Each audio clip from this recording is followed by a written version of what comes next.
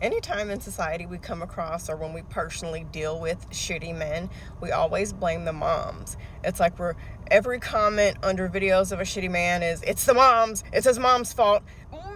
Moms. It's like we have it like in the back of our throats, ready to projectile vomit our blame for women. And I know it's definitely patriarchal programming that makes us automatically default to everything being the woman's fault. But it's so funny because nobody ever thinks to blame the dad. And you might say, well, in a lot of cases, the dad isn't present. Well, the same-sex parent has the most effect on the child, even if the parent is not present. Let's think about it.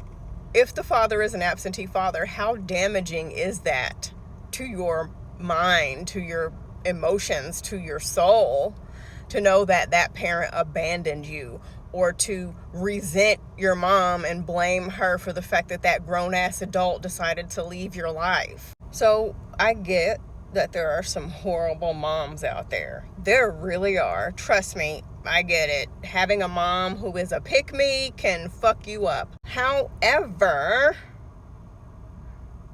let's take a second to talk about dads who are shitty and the different types of shitty dads. Number one, the absentee father. He left to go get some milk or some cigarettes and never came the fuck back again. Or perhaps he never claimed you from the start. Completely shitty dad. That's enough to fuck anybody up for you to spend the rest of your life wondering why you weren't good enough for this guy to stay in your life and to raise you and to be a dad to you. Those feelings left untreated could lead to you not having a good relationship with your mom because you blame her for not being able to keep him around. Or maybe she has to work 2 or 3 jobs in order to keep the lights on, and you had to grow up really fast because of that, when in actuality she wasn't getting any financial support, so she had to do that to keep a roof over your head.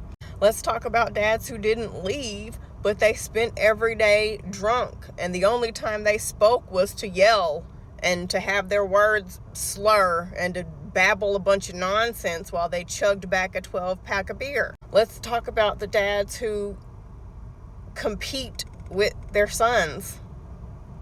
They're always trying to be one step ahead, always trying to prove to their sons that they're not shit. They always know more than their son. They're stronger than their son. They're more accomplished than their son. How much do you think that would fuck a man up to have that type of dad? In relationships, we blame the moms for why a son is narcissistic and spoiled and coddled. But imagine the dad being the type of person who cheers that kind of foolishness on. Sometimes they might even team up to torture you. The dad comes over and is disrespectful to you when the son just fucking sits back and laughs about it. The type of dads who would light a venue on fire at a gender reveal if they find out they're having a daughter.